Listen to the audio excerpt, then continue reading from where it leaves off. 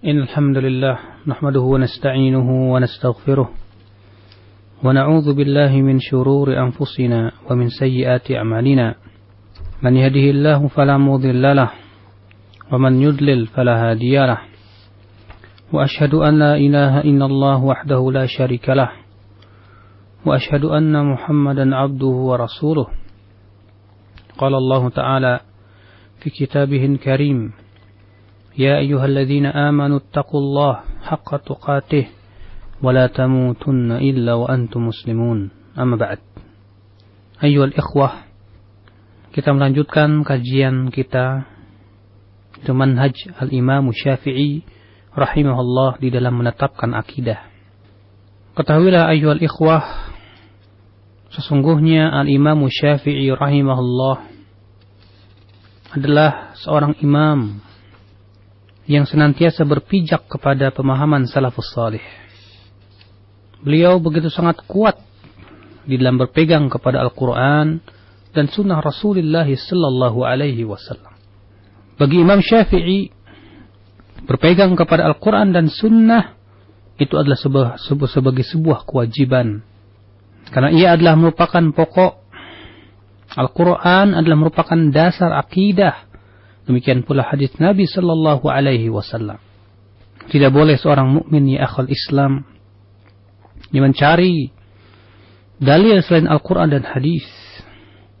Makanya ya al-Imam Syafi'i rahimahullah menganggap bahwasannya nakal itu lebih didahulukan daripada akal. Karena sesungguhnya ayyuhal ikhwah, ya ayat-ayat Al-Quran dan hadis-hadis Nabi sallallahu alaihi wasallam memerintahkan kita untuk senantiasa berpegang kepada keduanya. Allah berfirman dalam surat Al-Ahzab ayat 36. "Wa ma kana lil mu'minin wa la mu'minatin idza qada Allahu wa rasuluhu amra an yakuna lahumul khiyaratu min amrihim." Tidaklah layak bagi seorang mukmin, tidak pula mukminah, apabila Allah telah memutuskan suatu perkara, demikian pula Rasulnya, dia mempunyai pilihan yang lain. Tidak boleh ia mempunyai pilihan yang lain kecuali pilihan Allah dan Rasulnya. Bahkan Allah sampai bersumpah, seseorang tidak beriman sampai mereka berhukum kepada Rasulullah. Allah berfirman, "Fala wa rabbika la yu'minun hatta yuhakkimuka fima shajara bainahum, thumma la yajidu fi anfusihim harajan mimma qadaita wa yusallimu taslima." Dalam surat An-Nisa ayat 65. Tidak demi Rabbmu, kata Allah, mereka tidak beriman. Di sini Allah meniadakan keimanan. Sampai kapan? Sampai memenuhi yang telah Allah sebutkan dalam ayat ini. Hatta yuhakimuk. Ya, yang pertama kata Allah, hatta yuhakimuk, itu sampai mereka berhukum kepada engkau. Fima syajara bainahum, dalam perkara yang diperselisihkan di antara mereka. Tsumma la yajidu fi anfusihim haraja, yang kedua, mereka tidak mendapatkan dalam diri mereka rasa berat mimma qadaita, dari apa yang engkau telah putuskan tersebut. Wa yusallimu taslima, dan yang ketiga, mereka betul-betul taslim, menyerahkan diri kepada Allah Subhanahu wa taala. Di sini Allah ya akhal Islam ya meniadakan keimanan yang sempurna bagi orang yang tidak mau berhukum. Kemudian mereka tidak, ya yang kedua, atau bagi mereka yang mau berhukum namun berat menerimanya, tidak mau taslim. Maka kewajiban kita adalah memenuhi tiga ini ya akhi. Yang pertama yaitu berhukum ya kepada Allah dan Rasulnya dalam perkara yang diperselisihkan. Yang kedua menerimanya dengan ya, keridhaan hati. Dan yang ketiga yaitu taslim, ya kita betul-betul menyerahkan diri kepada Allah Subhanahu wa taala. Di atas inilah ayyuhal ikhwah al-Imam Syafi'i berjalan. Di atas ini pula para salafun salih berjalan. Mereka semua beriman kepada Allah, beriman kepada apa yang datang dari Allah, beriman kepada Rasulullah dan apa yang dibawa oleh Rasulullah. Ya, mereka diam dari sesuatu yang mereka tidak mampu dan sesuatu yang tidak disyariatkan oleh Allah Subhanahu wa taala. Makanya ayuhal ikhwah, kalau kita perhatikan di 3 generasi yang utama tidak pernah terjadi, bahkan hampir tidak pernah terjadi ya, perdebatan antara Ahlus Sunnah mengenai akidah. Karena mereka semuanya di atas satu minwal, di atas satu manhaj, di atas satu pemahaman yang sahih, yang difahami oleh para sahabat Rasulullah, yang diambil langsung dari guru mereka yaitu Rasulullah sallallahu alaihi wasallam. Makanya ya Allah telah menjamin siapa yang mengikuti Al-Quran dan Sunnah, dia tidak akan pernah sesat. Allah berfirman, فَمَنِ اتَّبَعَ هُدَايَ فَلَا يَضِلُّ وَلَا يَشْقَى. Barang siapa yang mengikuti petunjukku, ia tidak akan pernah sesat dan tidak akan pernah yashqa, tidak akan pernah celaka. Ayyuhal ikhwah, Al-Imam Syafi'i rahimahullah berkata, ketika beliau menolak hujjah-hujjah ahli kalam dan beliau membatalkan istihsan, penganggapan baik dengan akal, beliau berkata ya di dalam kitab Al-Um halaman 7 jilid 7 halaman 298, wa kullu ma wasaftu ma'a ma ana dzakirun wa sakitun anhu iktifa'an bima dzakartu minhu amma lam adhkur min hukmillahi thumma hukmi rasulih sallallahu alaihi wasallam thumma hukmil muslimin dalilun ala an la yajuzu liman istahala an yakuna hakiman aw muftiyan an yahkuma wala an yuftiya illa min jihati khabarin lazimin wa dhalika alkitab thumma sunnah aw ma qalahu ahlul ilmi la yakhtalifuna fihi aw qiyasun ala ba'dhi hadha wala yajuzu lahu an yahkum wala yufti bil istihsan idza lam yakun al istihsan wajiban إذ لم يكن الاستحسان واجبا ولا فيها واحد من هذه المعاني. Kata beliau, dan semua yang aku telah sifatkan beserta apa yang telah aku sebutkan dan aku diam darinya karena mencukupi dengan apa yang telah aku sebutkan dari apa-apa yang belum aku sebutkan dari hukum Allah, ya kemudian juga hukum Rasulullah, kemudian juga hukum kaum muslimin, itu merupakan dalil bahwasanya tidak boleh bagi mereka yang telah ahli untuk menjadi hakim atau mufti, yaitu untuk berhukum, tidak boleh pula ia berfatwa kecuali harus berasal dari khabar yang lazim, yaitu Al-Quran, kemudian sunnah, kemudian ya ijma ahlul ilmi, kesepakatan ahli ilmu, kemudian qiyas kepada sebagian itu. Tidak boleh dia berhukum hanya sebatas atau berfatwa dengan hanya sebatas istihsan, kata beliau, yaitu penganggapan baik dengan akal. Karena istihsan itu tidak wajib, tidak pula ya dalam salah satu makna ini. Subhanallah. Di sini Al-Imam Syafi'i ayyuhal ikhwah mewajibkan siapa saja yang menjadi hakim ataupun mufti, tidak boleh ia berhukum atau ia berfatwa kecuali dari dasar yang jelas dari Al-Quran dan Sunnah atau ijma' para ulama atau qiyas. Beliau menolak istihsan. Beliau menganggap bahwa istihsan itu bukan dalil. Karena istihsan ya akhi itu yang menganggap baik dengan akal kita. Dan yang namanya akal ya pasti berbeda-beda. Ya, menurut dia baik belum tentu yang lain menurutnya baik. Ya menurut manusia baik belum tentu di sisi Allah baik. Sebagaimana Allah Subhanahu wa taala berfirman, wa asa an takrahu syai'an wa huwa khairul lakum wa asa an tuhibbu syai'an wa huwa syarrul lakum wallahu ya'lamu wa antum la ta'lamun. Boleh jadi ya kalian tidak menyukai sesuatu ternyata itu baik buat kamu, dan boleh jadi kamu menyukai sesuatu ternyata itu tidak baik buat kamu. Allah yang tahu, kamu tidak tahu, kata Allah Subhanahu wa taala.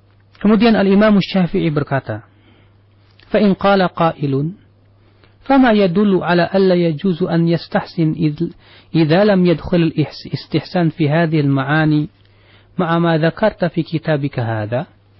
Kalau ada orang yang berkata, kata Imam Syafi'i, apa dalilnya bahwa istihsan itu tidak boleh dan bahwasannya istihsan tidak boleh dimasukkan dalam dalil-dalil Ya. Maka Imam Syafi'i berkata, qila, jawabnya. Qala Allah Azza wa Jal. Di sini Imam Syafi'i berdalil. Bahwasannya istihsan itu tidak boleh. Allah berfirman, ayahsabul insanu an yutraka suda. Dalam surat ayahsabul insanu an yutraka suda. Itu dalam surat Al-Qamar. Ya. Al-Qiyamah, maaf, ayat 36. Apakah manusia mengira bahwa ia akan dibiarkan sia-sia? Berkata Imam Syafi'i, falam yakhtalif ahlul ilmi bil Qur'an. Para ahli ilmu tentang Al-Quran tidak berselisih. Fima alimtu, ya, sejauh keilmuan saya. Annas suda alladhi la yu'mar wa la yunha. Bahwa yang dimaksud dengan suda dalam ayat tadi adalah yang tidak diperintah dan artinya tidak diperintah, tidak dilarang. Artinya, ayahsabul insanu ayyutraka suda. Apakah manusia mengira dia dibiarkan sia-sia, artinya tidak diperintah, tidak dilarang? Wa man afta aw hakam bima lam yu'mar bih faqad ajaza li nafsihi an yakuna fi ma'anis suda.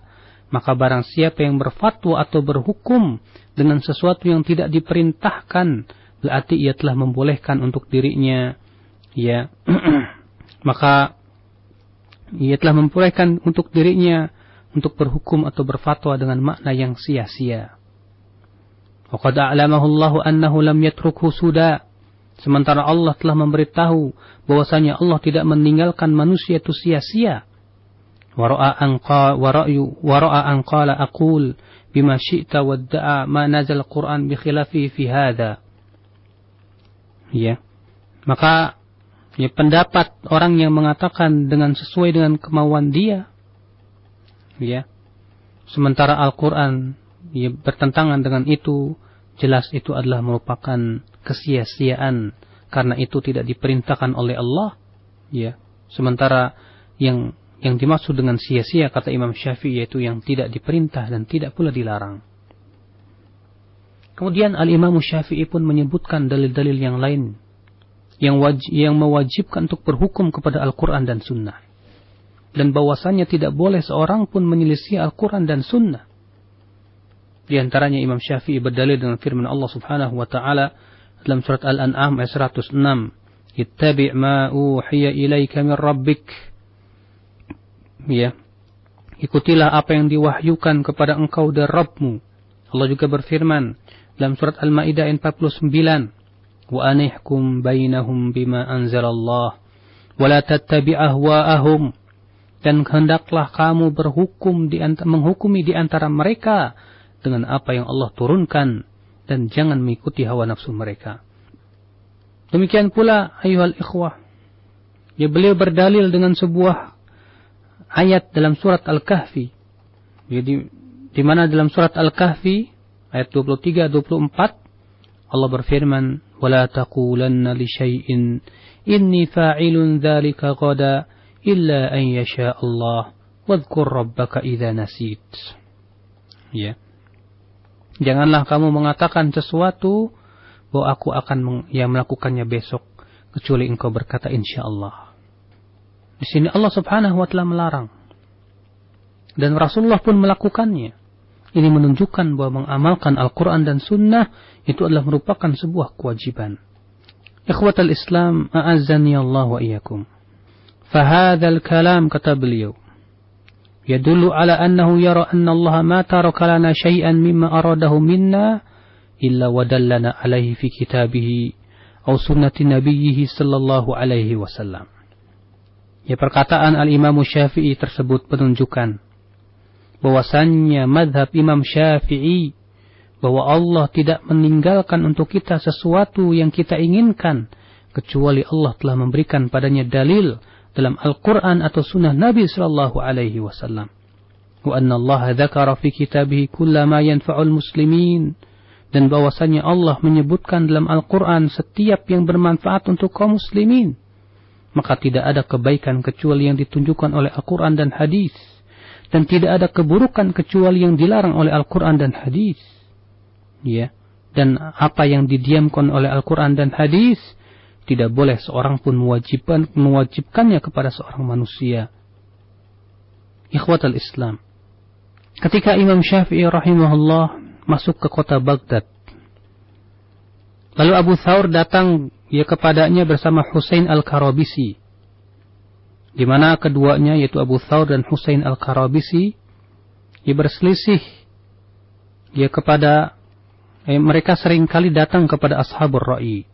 Kemudian Abu Thawr dan Husain Al-Karabisi ini masuk kepada Imam Syafi'i, yang niat mereka untuk memperolok Imam Syafi'i rahimahullah. Kemudian Al-Husain Al-Karabisi bertanya tentang suatu permasalahan. Lalu kemudian Imam Syafi'i menjawabnya dengan firman Allah, dengan sabda Rasulullah, firman Allah, sabda Rasulullah, firman Allah, sabda Rasulullah. Kata Abu Thawr, hatta adzama alaina al-bait fatarakna bid'atana wattaba'na. Sampai-sampai menjadi gelap kepada kami rumah, maka kami pun tinggalkan bid'ah kami dan mengikuti Imam Syafi'i rahimahullah. Masya Allah.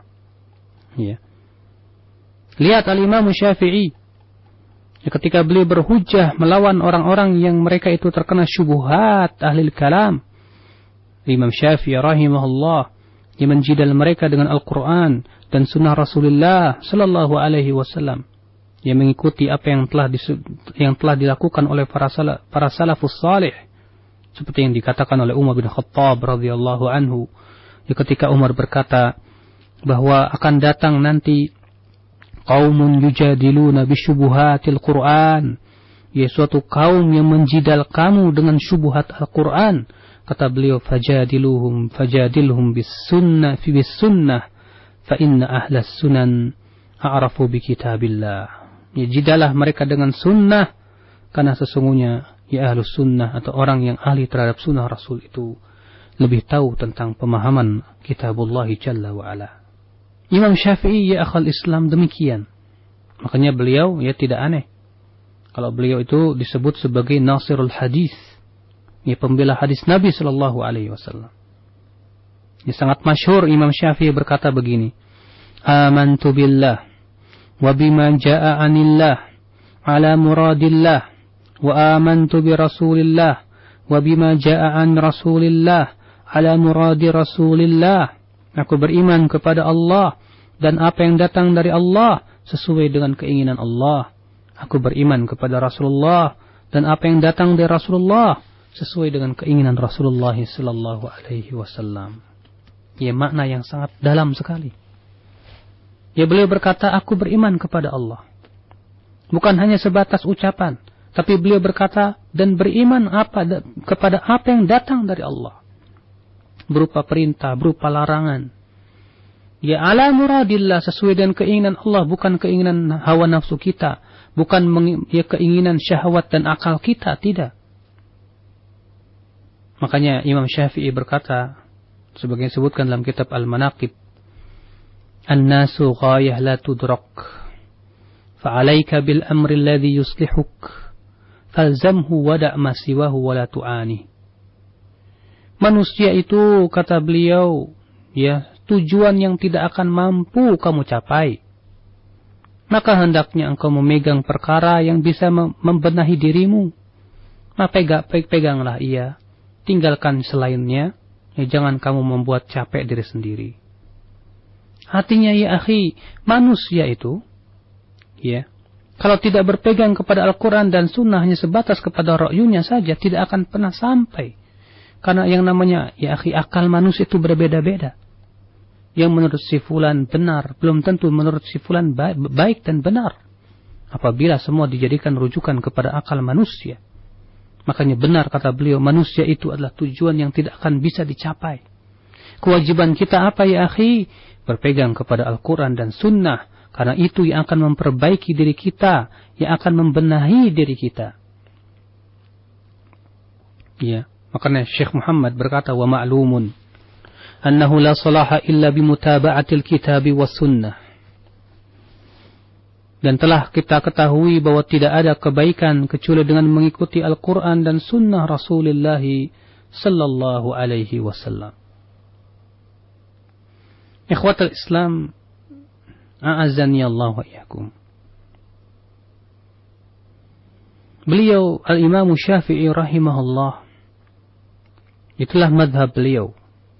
Senantiasa berpegang kepada ayat-ayat Al-Quran dan hadis Nabi Sallallahu Alaihi Wasallam sesuai dengan lahiriahnya.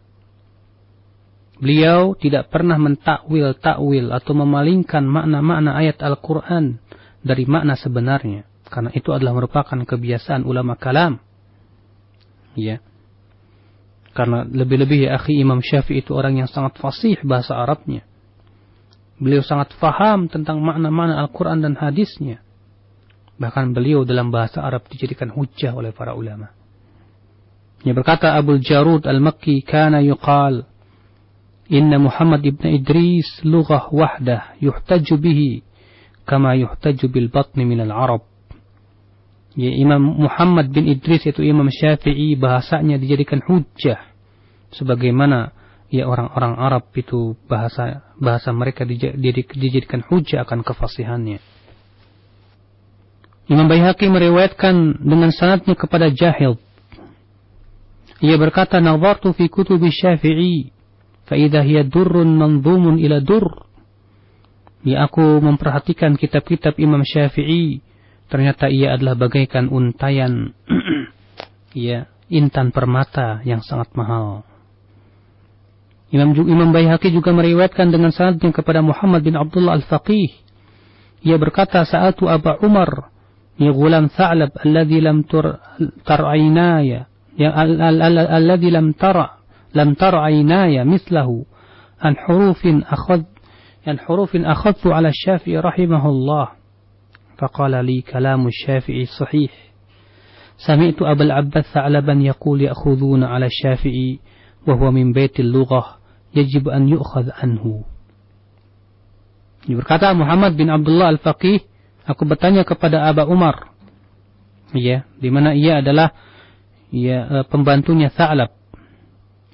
Ya, aku belum pernah melihat, kedua mataku belum pernah melihat seperti Tha'lab dalam kefasihan bahasa Arab.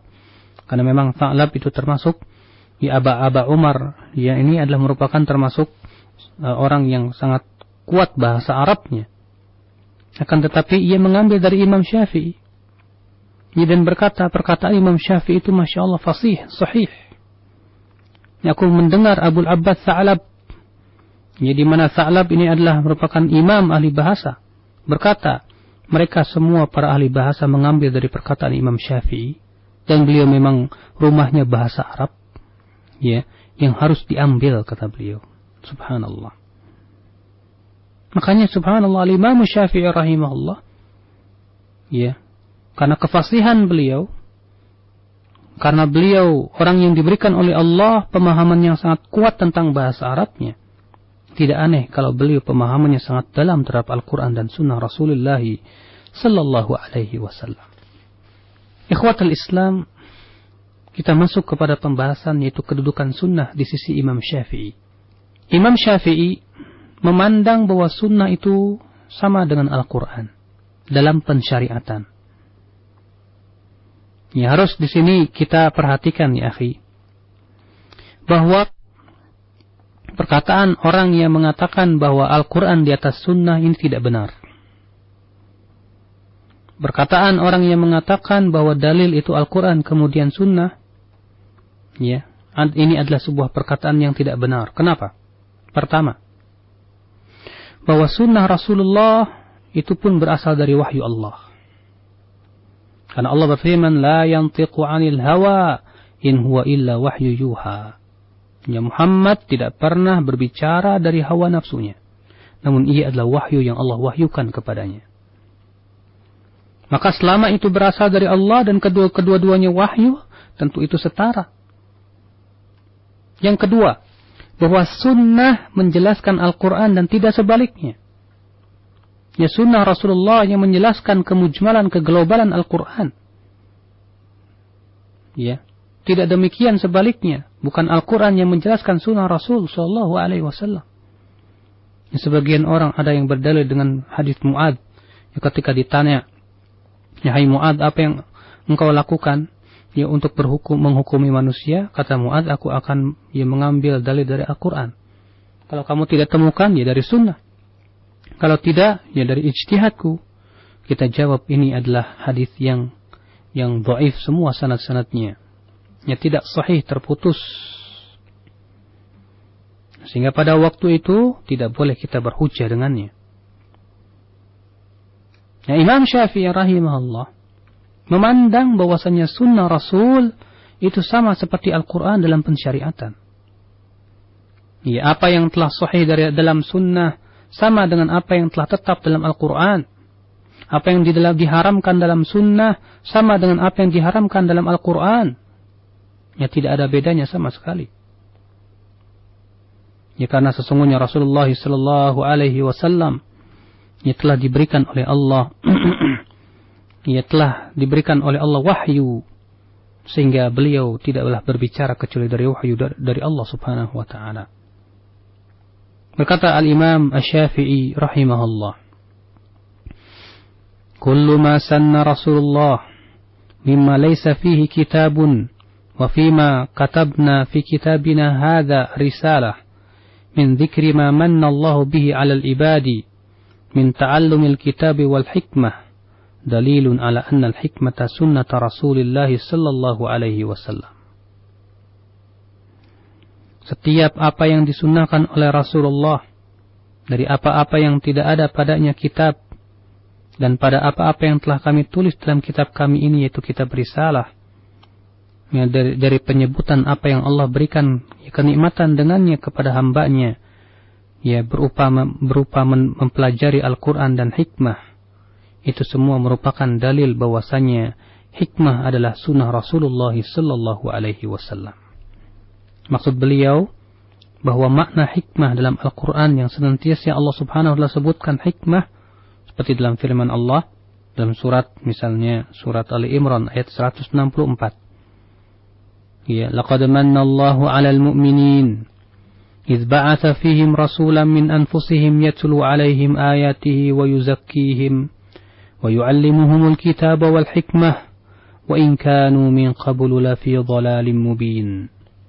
Sungguh Allah telah memberikan nikmat kepada kaum mukminin, di mana Allah mengutus pada mereka rasul dari diri mereka yang membacakan kepada mereka ayat-ayatnya, yang mencucikan mereka dan mengajarkan mereka Alkitab dan Al-Hikmah, walaupun dahulu sebelumnya mereka ya betul-betul berada dalam kesesatan yang nyata. Beliau menyatakan bahwa yang dimaksud dengan hikmah di sini adalah sunnah, di mana Allah mengajarkan kepada mereka Al-Quran dan hikmah. Ya, ini menunjukkan bahwasannya ya kedudukan sunnah adalah merupakan ya setara dengan kedudukan Al-Quran Al-Karim. Bahkan ia penjelas ya akhi. Ya. Kemudian Imam Syafi'i menjelaskan bahwasannya sunnah itu adalah menjelaskan Al-Quran. Ia menjelaskan sesuatu yang sifatnya umum dalam Al-Quran. Wa mubayyinatun li muradillahi fih, dan menjelaskan apa yang diinginkan oleh Allah subhanahu wa ta'ala. Ya, wa annaha qad tastaqillu bi ba'dil ahkam, bahkan terkadang sunnah ya akhi ya bersendirian dalam menetapkan hukum yang tidak ada dalam Al-Quran. Berapa banyak hukum-hukum yang tidak ada dalam Al-Quran ditetapkan oleh sunnah Rasulullah sallallahu alaihi wasallam. Berapa banyak hukum yang ditambahkan oleh sunnah dari apa yang ada dalam Al-Quranul Karim. Seperti ya bagi jejaka yang berzina, di dalam Al-Quran disebutkan dipukul 100 kali. Namun ditambahkan oleh sunnah, yaitu dengan ditambah diasingkan selama setahun. Dan keduanya hak, wajib kita terima. Karena sesungguhnya Rasulullah SAW tidaklah berbicara dari hawa nafsunya. Imam Syafi'i berkata, ma'a ma dzakarna mimma faradallahu ala khalqihi min ta'ati rasulih wa bayyana min mawdi'ihi alladhi wada'ahu Allah bihi min dinihi ad-dalil ala anna al-bayan fil fara'id al-mansusah fi kitabillah min ahadi hadhihi al-wujuh. Ya, disertai apa yang telah kami sebutkan dari apa yang Allah wajibkan kepada hambanya berupa mentaati Rasulnya dan menjelaskan kedudukannya yang telah Allah tempatkan dari agamanya, adalah merupakan dalil bahwasanya bayan, penjelasan di dalam kewajiban-kewajiban yang telah dinaskan ya dalam kitabullah itu dari beberapa sisi. Minha ma atal kitab ala ghayatil bayan fihi falam yuhtaj ma'at tanzil fihi ila ghairih. Ya, di sini Imam Syafi'i menjelaskan tentang kedudukan sunnah terhadap Al-Quran. Kata beliau, yaitu yang telah dijelaskan oleh Al-Quran dengan penjelasan yang gamblang sehingga tidak butuh kepada penjelasan yang lainnya, maka itu sudah mencukupi. Wa minha ma ata ala ghayatil bayan fi fardhihi wa aftarada ta'ata rasulih wa fabayyana Rasulullah sallallahu alaihi wasallam ka'anillah kaifa farduhu wa ala man faradahu wa mata yazulu ba'duhu wa yathbutu wa yajib. Jadi antaranya yaitu yang telah dijelaskan yang mengenai kewajiban dan Allah mewajibkan untuk mentaati Rasulnya. Lalu Rasulnya menjelaskan tentang Allah, ya, yang dimaksud oleh larangan dan perintah Allah dalam Al-Quran itu. Bagaimana ya kewajiban tersebut? Atas siapa diwajibkan? Kapan tidak wajib? Dan kapan tetap? Itu diterangkan oleh Rasulullah sallallahu alaihi wasallam. Wa minha ma bayyanahu an sunnati nabiyhi bila nassi kitab.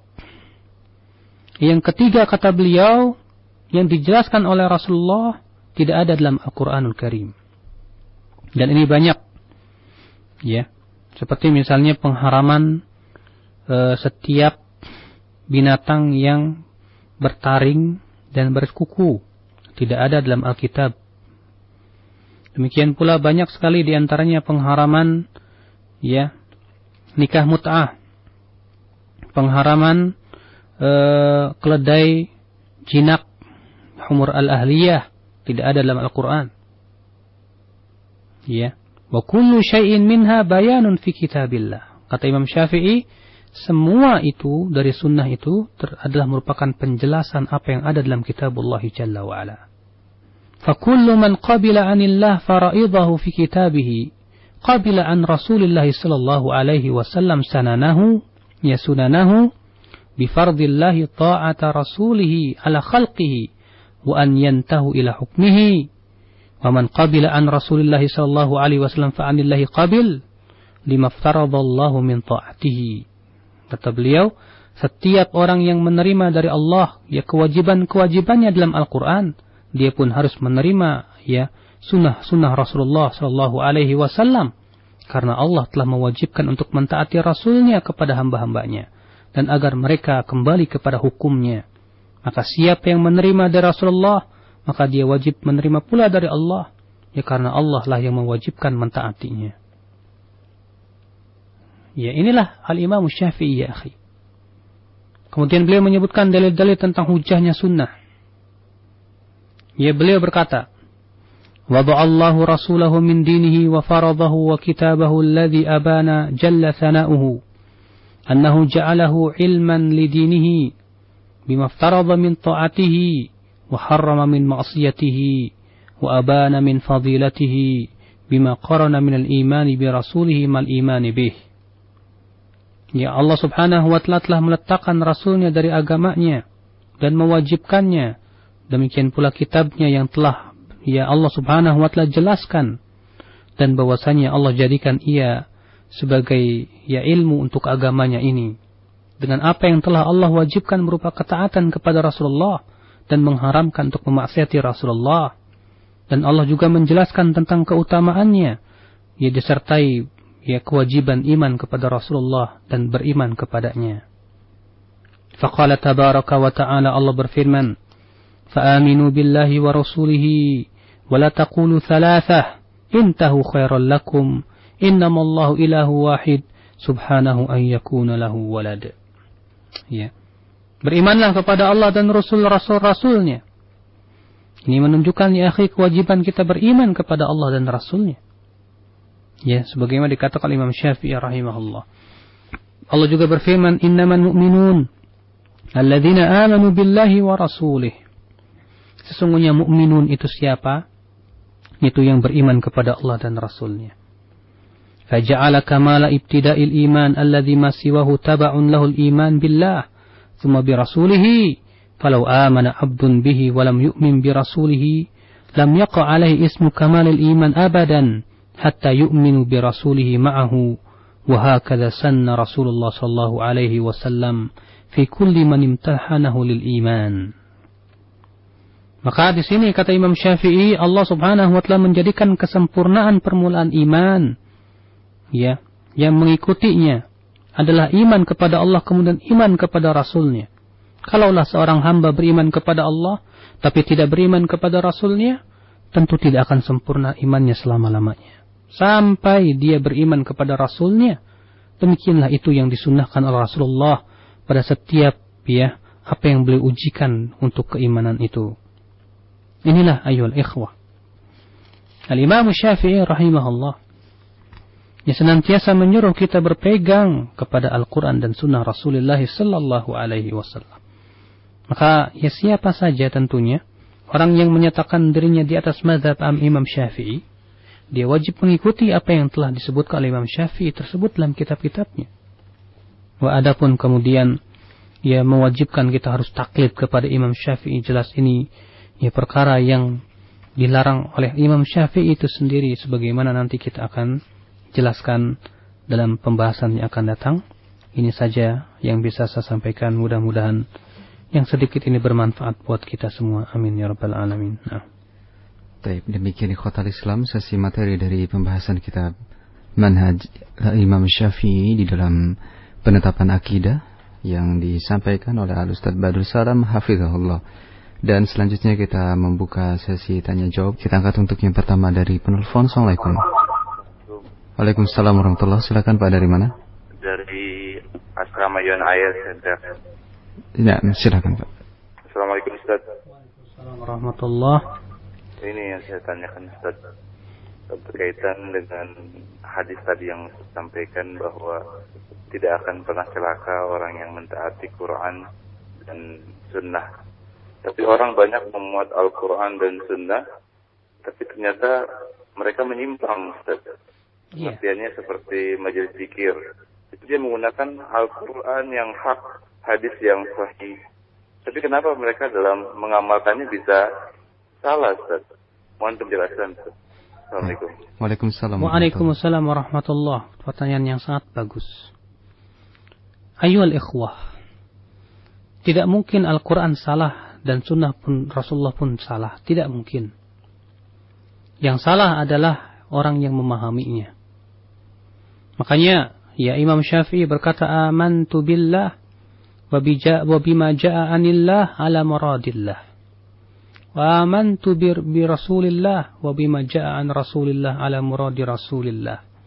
Aku beriman kepada Allah dan apa yang datang dari Allah, tidak sampai situ saja, tapi sesuai dengan apa yang diinginkan oleh Allah. Aku beriman kepada Rasulullah dan apa yang datang dari Rasulullah, dan ya sesuai dengan apa yang diinginkan oleh Rasulullah sallallahu alaihi wasallam. Apa yang diinginkan oleh Allah dan Rasulnya, yaitu yang telah dipraktikkan oleh Rasulullah, dan apa yang dipraktikkan oleh Rasulullah itulah yang dipahami oleh para sahabat Rasulullah sallallahu alaihi wasallam.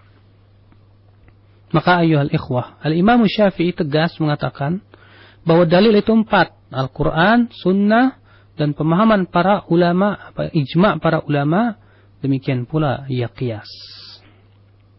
Nah, sekarang jadi permasalahan adalah ketika ada orang berdalil dengan Al-Quran dan hadisnya sahih, tapi mengapa kemudian dalam tata cara pelaksanaannya dikatakan menyimpang? Kita jawab, karena yang menyimpang adalah pemahamannya dia terhadap Al-Quran dan Sunnah. Ya. Seperti misalnya zikir-zikir berjamaah yang dilakukan oleh sebagian kaum muslimin. Mereka berdalil dengan ayat-ayat Al-Quran yang menyuruh kita berzikir. Kita katakan, ya amantu billah, aku beriman kepada Allah. Dan apa yang datang dari Allah. Ia bawakan hadis-hadis Nabi SAW, di antaranya hadis, Inna lillahi malaikatun sayyahin. Ya Allah mempunyai malaikat-malaikat yang bertebaran, yaltamisuna majalis dzikr, yang mereka mencari majlis-majlis zikir. Ya. Kemudian apabila mereka menemukannya, mereka mengerubunginya. Kemudian apabila telah selesai, mereka pun kembali ke langit. Lalu Allah bertanya kepada mereka, apa yang sedang dilakukan oleh hambaku? Mereka berkata yusabbihunak wa yuhallilunak wa yukabbirunak. Mereka bertasbih, bertahlil dan bertahmid. Lalu dijadikan dalil bolehnya zikir berjamaah. Kita jawab, sesungguhnya dalil-dalil ini tidak jelas penunjukannya dari sisi tata caranya. Karena sesungguhnya tidak disebutkan dalam ayat tersebut dan dalam hadis Nabi SAW tersebut, bahwasanya yang dimaksud adalah zikir secara berjamaah beramai-ramai dipimpin oleh satu orang. Bahkan perkara ini telah diingkari oleh para sahabat, 3 sahabat agung. Yang pertama Abdullah bin Mas'ud, yang kedua Umar bin Khattab, yang ketiga adalah Khabbab bin Al-Arat. Adapun kisah Abdullah bin Mas'ud masyhur, dikeluarkan oleh Imam Ad-Darimi, dengan sanad yang sahih insyaallah sebagaimana telah dijelaskan oleh para a'immah. Dan salah besar orang yang menyatakan bahwa kisah Ibnu Mas'ud ini kisah yang dhaif, karena Amr bin Yahya, perawi daripada hadis itu, walaupun dikatakan oleh Imam Ibnu Ma'in laisa bisyai', namun riwayat Imam Ibnu Ma'in yang mengatakan bahwasanya Amr bin Yahya laisa bisyai' itu adalah riwayat yang sangat dhaifah. Karena yang meriwayatkannya adalah Ahmad bin Abi Yahya, dia kadzdzab. Demikian pula perkataan Imam Ibnu Ma'in ketika mengomentari tentang Amr bin Yahya bahwa ia adalah seorang rawi yang tidak diridhoi. Ternyata dalam sanadnya kepada Imam Ibnu Ma'in ada rawi yang bernama Ahmad bin Ali, yaitu Al-Madaini. Dan dia itu laisa bidzaq, kata Ibnu Yunus.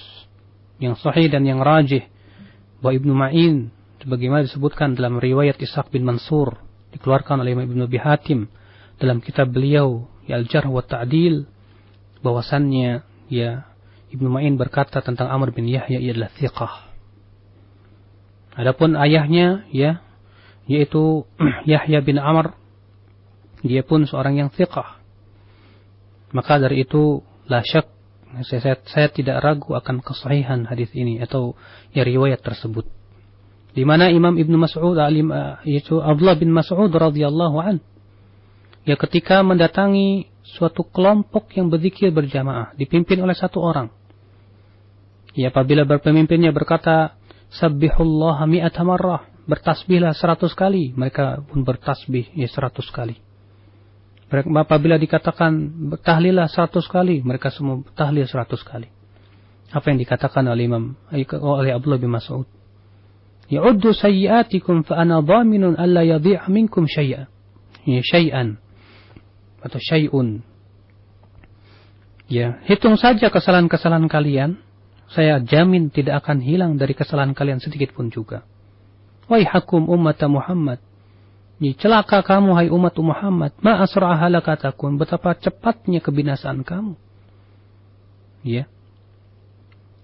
Di sini Imam Abdullah bin Mas'ud radhiyallahu an mengingkari cara-cara zikir yang tidak pernah dilakukan oleh para sahabat. Demikian pula Umar bin Khattab, demikian pula Khabbab bin Al-Arat yang mengingkari, dan tidak ada satupun para sahabat yang mengomentari perbuatan Abdullah bin Mas'ud. Tidak pula satupun sahabat yang mengingkari perbuatan Umar. Dan sudah maklum bahwa apabila perbuatan para sahabat tidak diingkari oleh sahabat yang lainnya, itu adalah merupakan ijma, hujjah yang harus kita ambil. Dan itu pula yang dinyatakan oleh Imam Syafi'i dalam kitab beliau yaitu Ar-Risalah. Maka disinilah pemahaman ini harus kita fahami sesuai dengan apa yang difahami oleh para sahabat Rasulullah. Makanya Imam Syatibi dalam kitab Al-Muwafaqat menegaskan bahwa dalil syariat itu tidak lepas dari 3 keadaan. Keadaan yang pertama yaitu yang dipahami oleh para sahabat secara terus-menerus, yang diamalkan oleh para sahabat secara terus-menerus, atau dalam kebanyakan waktu, maka ini kita amalkan. Keadaan yang kedua yaitu jarang para sahabat melakukannya atau dalam keadaan tertentu saja, maka kita pun tidak boleh melakukannya secara terus-menerus. Keadaan yang ketiga yaitu tidak ada satupun para sahabat yang mengamalkan dengan demikian caranya, maka itu tidak boleh kita amalkan. Karena para sahabat Rasulullah orang yang paling tahu bagaimana Rasulullah mengamalkan sabdanya. bagaimana Rasulullah SAW mengamalkan titahnya sendiri. Mereka langsung melihat bagaimana Rasulullah SAW mengamalkan Islam ini. Makanya aneh kalau sebagian mereka berkata bahwa perkataan Ibnu Mas'ud ini bertentangan dengan hadis. Ya subhanallah. Ya. Padahal kalau dia mau melihat tentang dalil tentang majlis yang menyebutkan tadi dengan lafaz majlis zikir, tidak disebutkan di situ. Apakah ia dipimpin satu orang ataukah mereka suatu kaum yang berzikir masing-masing di sebuah masjid, ataukah mereka yang sedang menuntut ilmu, bahkan yang difahami oleh Anas bin Malik sebagaimana dikeluarkan oleh Al-Khatib Al-Baghdadi dalam kitab Al-Faqih wal Mutafaqih. Beliau menyatakan yang dimaksud dengan majlis zikir itu adalah halaqul ilm, yaitu halaqah ilmu, yaitu majlis-majlis ilmu Allah Subhanahu wa taala. Itu yang difahami oleh seorang sahabat yang mulia, yaitu Anas bin Malik sebagaimana dikeluarkan oleh Al-Khatib Al-Baghdadi dalam kitab Al-Faqih wal Mutafaqih. Wallahu a'lam. Baik, kita angkat berikutnya dari penelpon kembali. Assalamualaikum. Assalamualaikum warahmatullahi wabarakatuh. Silakan Pak, dari mana? Dari Ridwan Pondok Kelapa, Pak. Silakan. Menyambung pertanyaan Ikhwan tadi, Pak. Ini mereka ada yang berpaham, tapi barusan sudah Pak Ustaz jelaskan pengertian majelis itu kan beramai-ramai. Jadi pemahaman mereka pernah saya tanyakan begitu. Jadi tadi barusan sudah Ustaz jelaskan, jadi mungkin bisa dijelaskan lagi. Terima kasih. Assalamualaikum warahmatullahi wabarakatuh. Waalaikumsalam warahmatullahi wabarakatuh. Tentu kita bertanya kepada mereka, mana yang lebih fasih antara kita dengan para sahabat terhadap bahasa Arab?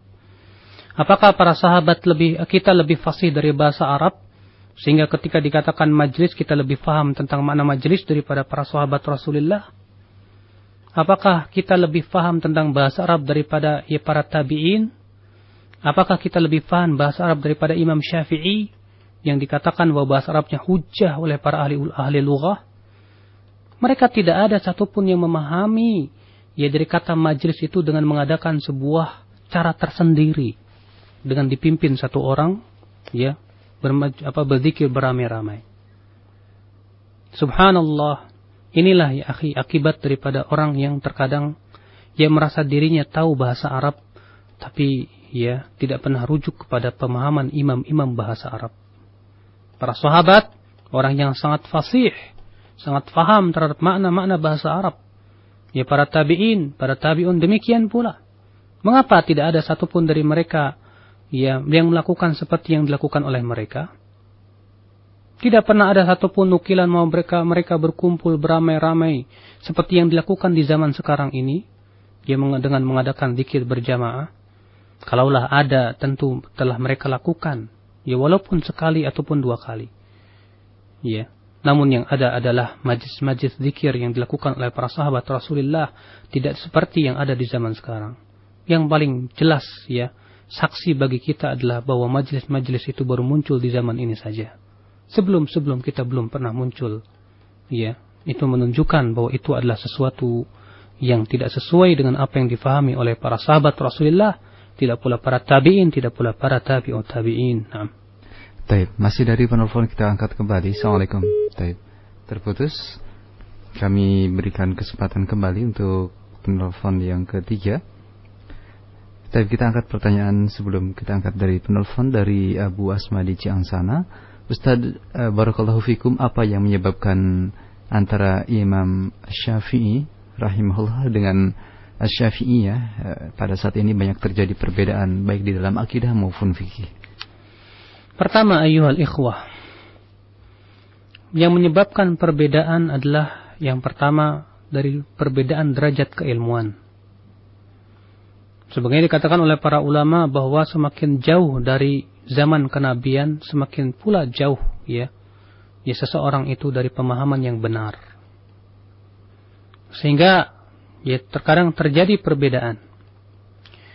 Yang kedua, ya akhi, bahwa murid-murid al-Imam Syafi'i rahimahullah telah melaksanakan dan mempraktekkan apa yang dititahkan Imam Syafi'i, tidak boleh taklid kepada beliau. Mereka hanya taklid kepada Al-Quran dan hadis. Maka murid-murid Imam Syafi'i ketika menemukan suatu dalil yang bertentangan dengan mazhab Syafi'i, mereka ambil dalil tanpa mengurangi rasa hormat mereka kepada Imam Syafi'i. Demikian di generasi-generasi murid-murid Imam Syafi'i terdahulu. Jadi mereka ketika menyelisih pendapat Imam Syafi'i bukan dengan hawa nafsu. Ketika menyelisih pendapat Imam Syafi'i bukan dengan sebatas akal dan ra'yu, tapi mereka menyelisih pendapat Imam Syafi'i karena mereka melihat adanya dalil yang lebih kuat. Dan ini adalah perbuatan yang mahmud, yang terpuji. Dan itu yang diperintahkan Imam Syafi'i sendiri. Sampai datanglah yaitu suatu kaum yang mewajibkan harus taklid. Dan mereka pun menganggap bahwa mengikuti madhab atau suatu kaum yang mengikuti hawa nafsu, yang menganggap bahwa ra'yu itu segala-galanya. Ya, ketika ilmu kalam telah masuk dalam pembahasan ilmu fikih, ilmu hadis dan yang lainnya, yang kemudian muncullah orang-orang yang dinisbatkan kepada mazhab Syafi'iyah, akan tetapi mempunyai ara, pendapat-pendapat yang aneh dan menyimpang, yang kemudian menulis buku-buku dengan diatasnamakan atas mazhab Syafi'iyah, ya kemudian jadikan sebuah panduan-panduan, ya sehingga pada waktu itu diyakini itu sebagai sebuah mazhab Syafi'i, padahal bukan sama sekali. Kemudian di antara sebabnya ya akhi, yaitu munculnya pemikiran-pemikiran Mu'tazilah dan mendewakan akal yang berupa ilmu kalam.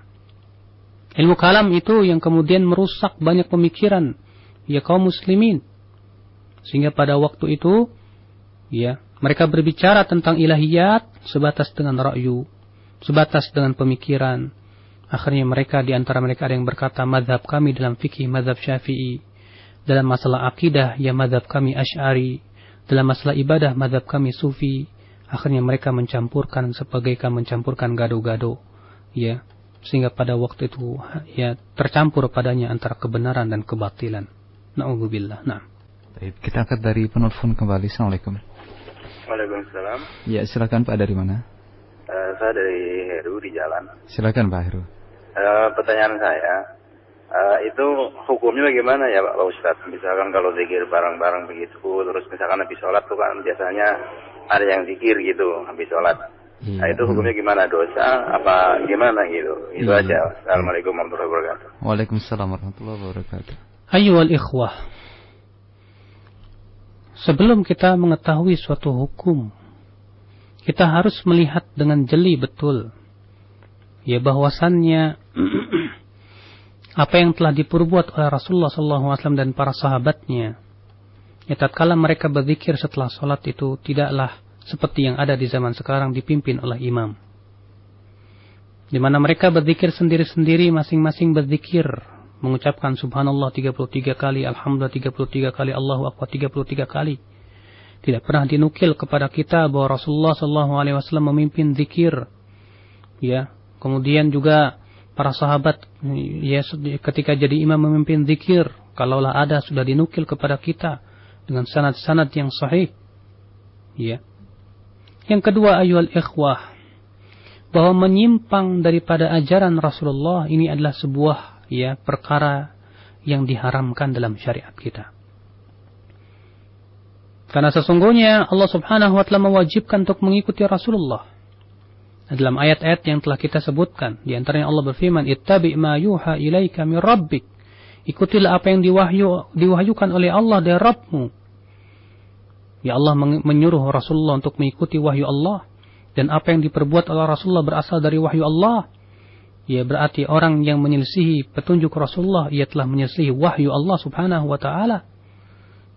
Maka barang siapa yang menyelisihi wahyu Allah, berarti ia telah melakukan keharaman Allah Subhanahu wa taala. Bukankah Allah berfirman, "Falyahdharil ladzina yukhalifuna an amrih an tusibahum fitnah aw yusibahum adzabun alim." Hendaklah waspada orang yang menyelisihi perintah Allah itu untuk ditimpa fitnah atau ditimpa azab yang pedih. Ketika Allah menyebutkan bahwa orang yang menyelisihi perintah Allah dan Rasulnya akan ditimpa fitnah atau azab yang pedih, itu menunjukkan itu adalah dosa yang besar, bukan dosa yang kecil. Makanya Rasulullah SAW setiap kali berkhutbah Jumat, beliau senantiasa dan sering kali berkata, Ya, iyyakum wa muhdatsatil umur, jauhi oleh kalian segala perkara yang diada-adakan. Fa inna kulla bid'atin dhalalah, karena setiap bid'ah itu sesat, kata Rasulullah sallallahu alaihi wasallam. Maka la syak ya akhi, bahwasanya menyelisihi perintah Allah dan Rasulnya dengan membuat ibadah-ibadah yang tidak pernah dicontohkan oleh Rasulullah, ini jelas menyelisihi perintah Allah dan Rasulnya. Menyelisihi apa yang telah Allah wahyukan kepada hamba-hambanya. Bahkan ini adalah merupakan perkara yang lebih berat dari sebatas ia berbuat maksiat, sebagaimana dikatakan oleh para ulama. Seperti Imam Sufyan Ats-Tsauri rahimahullah berkata, al-bid'atu ahabbu ila iblis minal ma'siyah. Bid'ah lebih dicintai oleh iblis daripada maksiat. Kenapa demikian? Kata Sufyan Ats-Tsauri, fa inna sahibal ma'siyah yutabu minha. Orang yang berbuat maksiat ada kemungkinan besar taubat. Kenapa? Karena ia tahu dan mengakui itu adalah maksiat. Anda tanya kepada pelaku maksiat, pelaku misalnya pelacur, Anda tanya kepadanya, bukankah melacur itu dosa? Ia mengakui itu dosa. Anda tanya kepada orang yang mencuri, bukankah mencuri itu dosa? Dia mengakui itu dosa.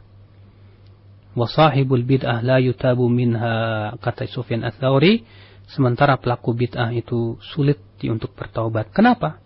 Karena dia masalahnya melakukan sesuatu itu menganggap baik. Orang kalau sudah menganggap baik, sulit untuk meninggalkannya. Ya, kalau antum tanya kepada pelaku bid'ah itu buruk, dia akan marah. Dia menganggap itu baik. Maka dari sisi sinilah, ya bid'ah lebih berat daripada maksiat.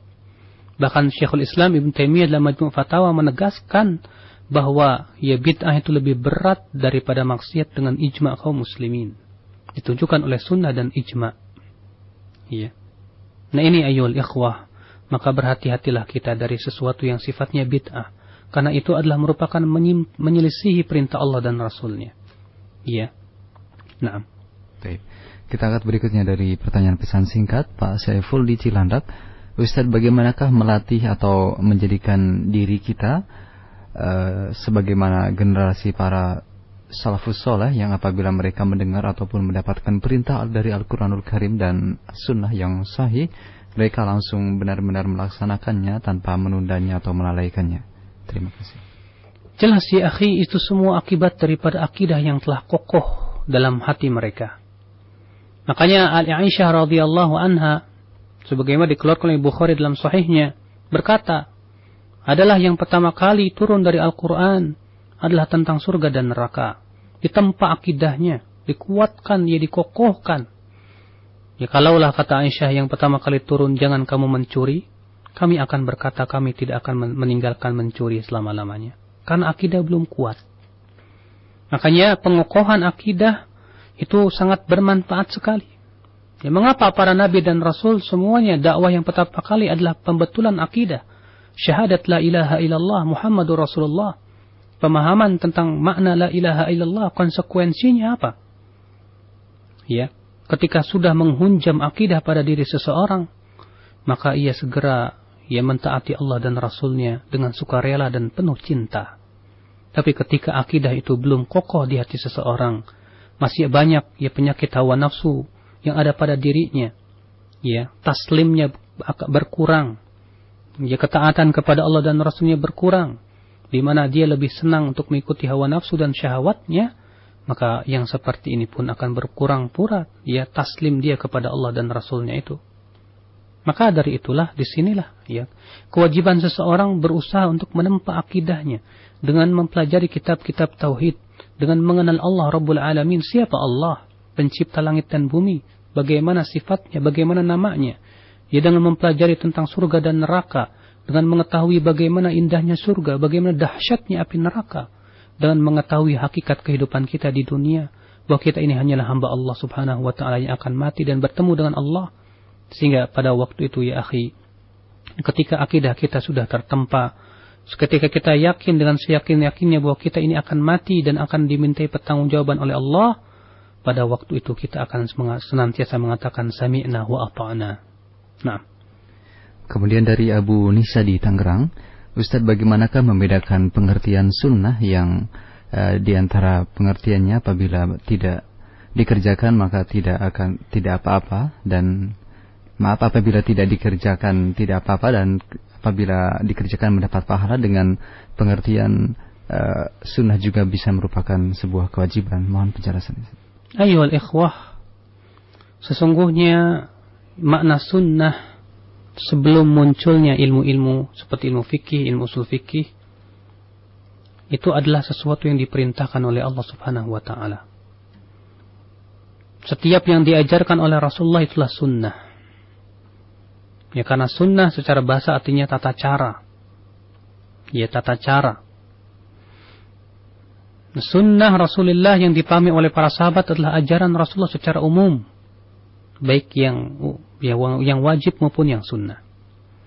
Namun kemudian ketika muncul berkembang ya ilmu-ilmu fikih, ilmu usul fikih, mereka kemudian ya mendefinisikan sunnah dengan sesuai dengan istilah yang ada pada ilmu fikih itu.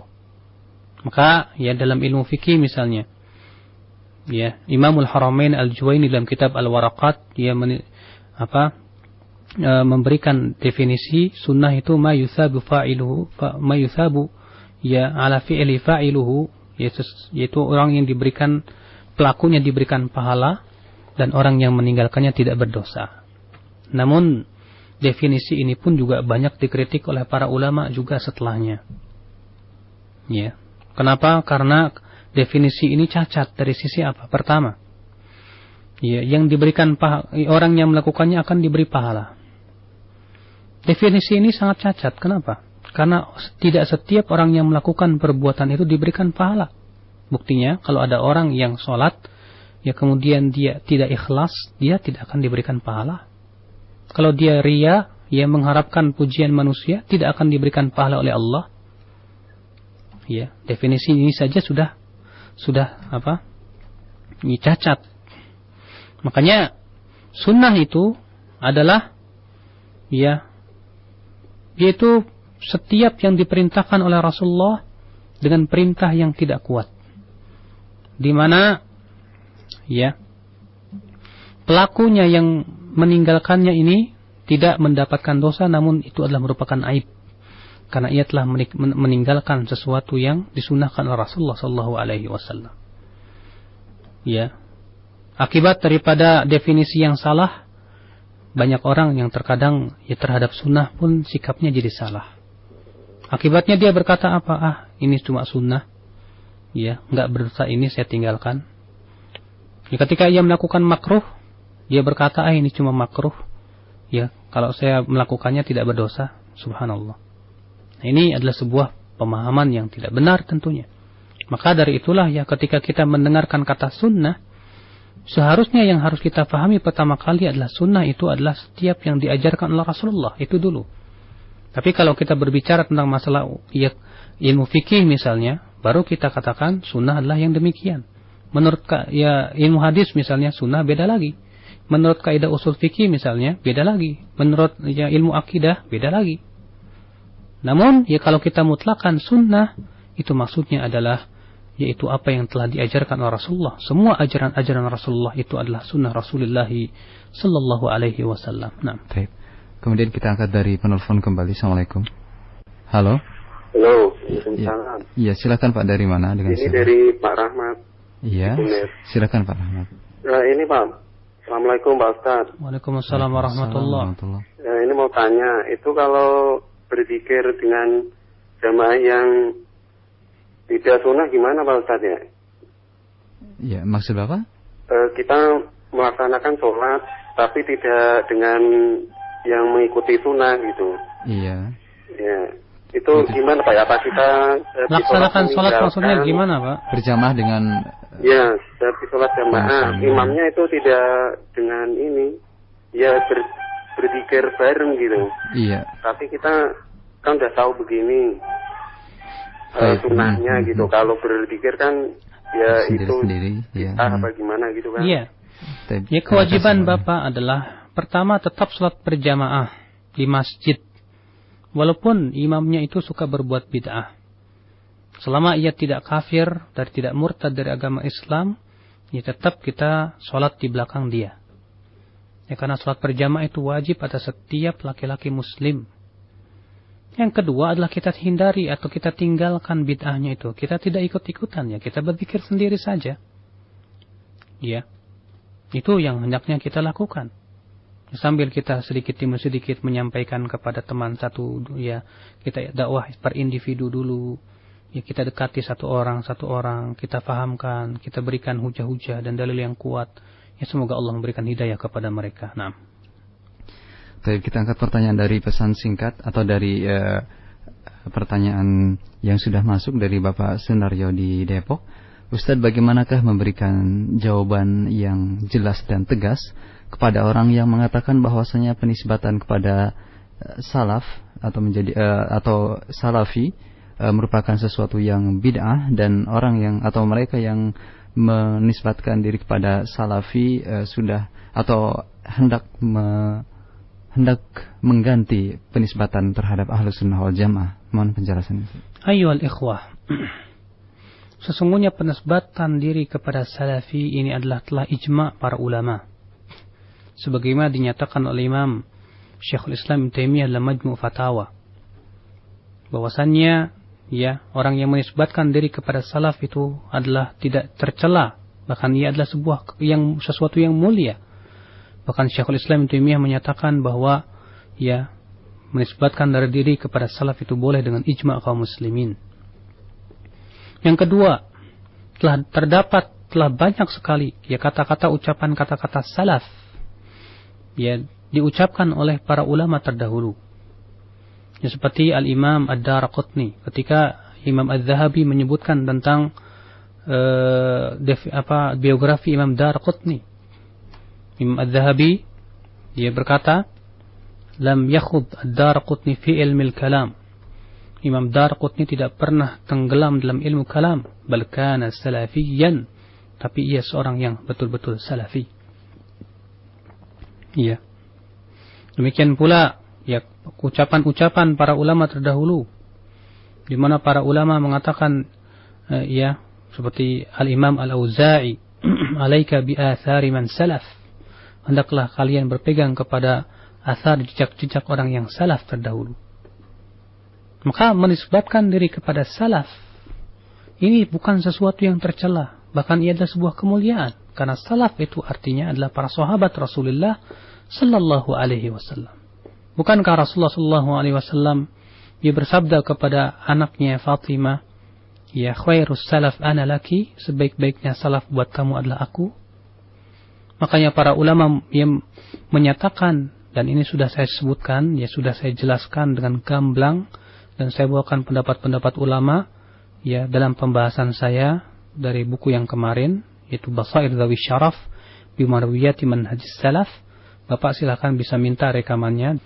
Ya, saya sebutkan pendapat perkataan-perkataan ulama yang banyak yang menyebutkan bahwasanya penisbatan dari kepada salaf itu adalah sesuatu yang tidak tercela, bahkan itu sesuatu yang mulia. Ya.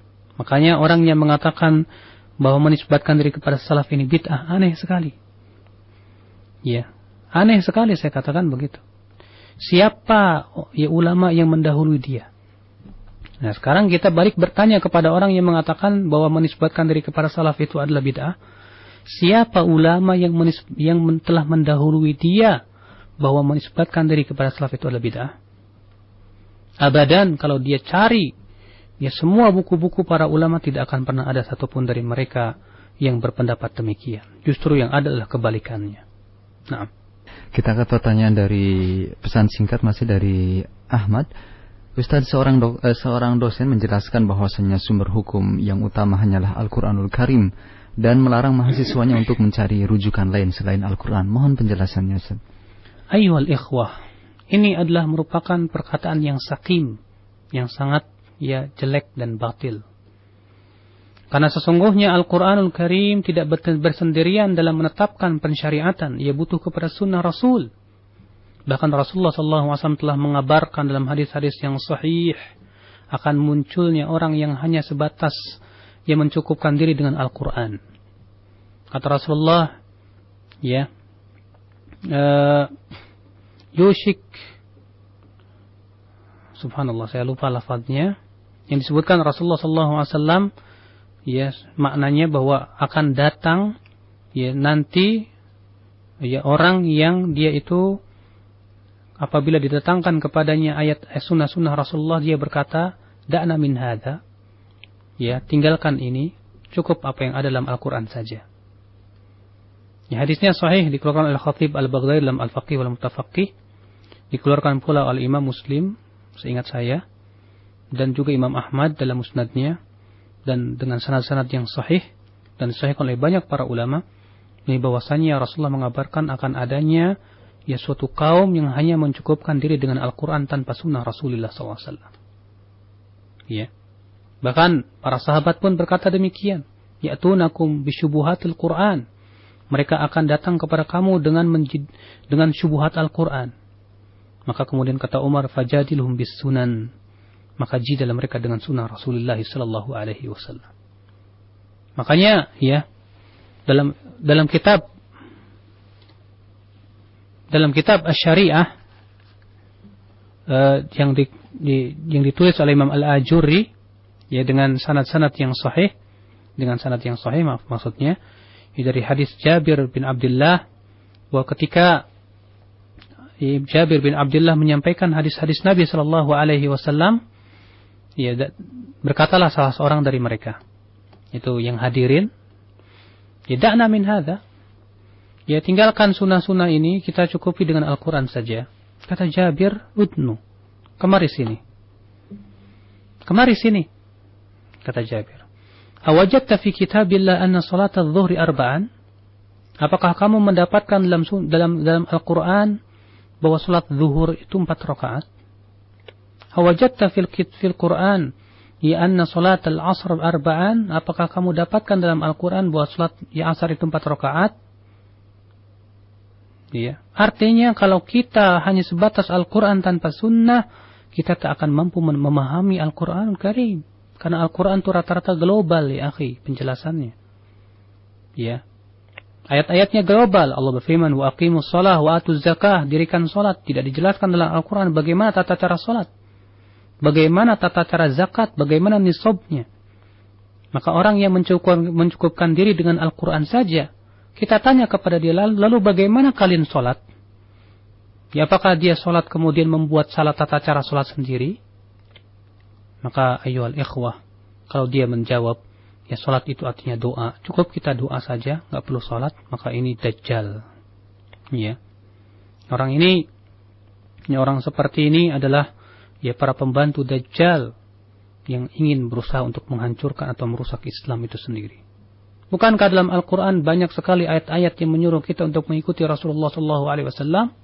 Allah berfirman, wa ma ataakumur rasulu fakhudhuh wa ma nahakum anhu fantahu. Apa-apa yang diperintahkan Rasul ambillah, dan apa yang dilarang oleh Rasulullah maka tinggalkan. Ketika ada seorang wanita datang kepada ya Abdullah bin Mas'ud, ya, di mana ia mendengar bahwa Abdullah bin Mas'ud melaknat wanita yang menyambung rambutnya dan mencukur alisnya. Datang seorang wanita dan berkata, aku ini hafal Al-Quran dan aku tidak mendapatkan dalam Al-Quran larangan untuk mencukur bulu halis, ya, dan menyambung rambut. Maka kata Ibnu Mas'ud, ada. Di mana itu? Itu firman Allah, wa ma ataakumur rasulu fakhudhuh wa ma nahakum anhu fantahu. Apa-apa yang diperintahkan oleh Rasul maka ambil, dan apa-apa yang dilarang oleh Rasul maka tinggalkan. Dan sesungguhnya Rasulullah telah melaknat wanita yang menyambung rambut dan mencukur bulu alisnya. Nah. Baik, satu pertanyaan terakhir dari Pak Jaya di Cikunir. Ustaz, ada yang menyatakan bahwasanya orang yang sholat terus menerus dan banyak sholat, walaupun terkadang berbuat bid'ah di dalam sholatnya, lebih baik daripada orang yang jarang sholat tetapi tidak berbuat bid'ah. Mohon penjelasannya dari pernyataan ini. Ya akhi, ini adalah ya perkataan-perkataan yang terkadang kita dengar dari masyarakat untuk membenarkan kebid'ahan.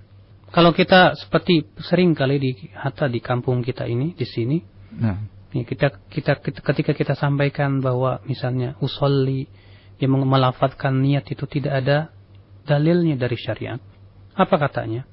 Mendingan yang masih usolli tapi sholat daripada yang nggak sholat sama sekali. Yeah. Subhanallah, ini ya sesuatu yang pendalilan yang sangat aneh sekali. Kita katakan yang pertama, bahwa sesungguhnya mengikuti sunnah Rasul itu lebih baik. Dan memaksiati Rasulullah itu adalah tidak baik. Ya, kita katakan lebih baik engkau sholat dalam keadaan tidak berbuat bid'ah daripada engkau sholat daripada berbuat bid'ah, dan lebih baik lagi daripada orang yang tidak sholat sama sekali. Maka, ya, harus difahami di sini bahwasannya kewajiban kita adalah berusaha untuk membersihkan ibadah kita dari berbagai macam bid'ah. Tidak boleh kita katakan orang tersebut banyak sholatnya, ya, tapi dia berbuat bid'ah, lebih baik daripada orang yang tidak sholat. Kita katakan la syak, orang yang tidak sholat itu tidak lebih baik, ya, daripada orang yang sholat tapi berbuat bid'ah. Ya, kita akui bahwa orang yang sholat tapi berbuat bid'ah lebih baik daripada orang yang tidak sholat sama sekali. Tapi yang jadi permasalahannya adalah, ya, lebih baik kita sholat namun tidak berbuat bid'ah daripada yang kamu sholat, ya, berbuat bid'ah. Karena sesungguhnya, ya akhi, ya, bid'ah itu telah kita jelaskan sesuatu yang berat, yang dimurkai oleh Allah Subhanahu wa taala, yang dilarang oleh Rasulullah sallallahu alaihi wasallam. Barangkali kalau misalnya kita katakan kepada engkau, mana yang lebih baik? Ya, orang yang sholat berbuat bid'ah, yang satu lagi orang yang sholat tapi suka mencuri. Mana yang lebih baik? Ya, bila dia jawab, ya, lebih baik sholat tapi berbuat bid'ah daripada sholat pencuri, ya, kita jawab bahwa perkataan ini adalah, ya, batil. Kenapa? Karena sudah kita sebutkan bahwasanya bid'ah lebih berat daripada maksiat. Tentu kita katakan yang lebih baik adalah, ya, kita tidak sholat, tidak mencuri, dan tidak berbuat bid'ah. Sahih. Akan tetapi permasalahannya adalah ketika diperbandingkan dua perkara, yang satu sholat berbuat maksiat, yang satu sholat berbuat bid'ah, mana yang lebih ringan daripada keduanya? Tentu kita katakan orang yang sholat tapi suka mencuri lebih ringan daripada orang yang suka sholat tapi berbuat bid'ah. Mengapa demikian? Karena telah kita sebutkan tadi bahwa ijma' para ulama yang menyebutkan, ini kesepakatan para ulama, konsensus mereka, bahwa bid'ah lebih berat daripada maksiat. Bid'ah lebih berat daripada maksiat. Ya, akan tetapi tentunya sebaik-baiknya petunjuk atau petunjuk Rasulullah sallallahu alaihi wasallam. Ya, kita jangan membandingkan sesuatu yang rusak dengan yang lebih rusak, ya akhi. Tapi kita bandingkan sesuatu yang sunnah. Ya, kita senantiasa jadikan tolak ukur kita, patokan kita adalah sunnah Rasulullah. Ya, bukan dengan mana yang lebih baik orang yang berbuat rusak dengan yang lebih rusak. La. Baik, kita tutup. Subhanakallahumma bihamdik, asyhadu an la ilaha illa anta, astaghfiruka wa atubu ilaik. Wassalamualaikum warahmatullahi wabarakatuh.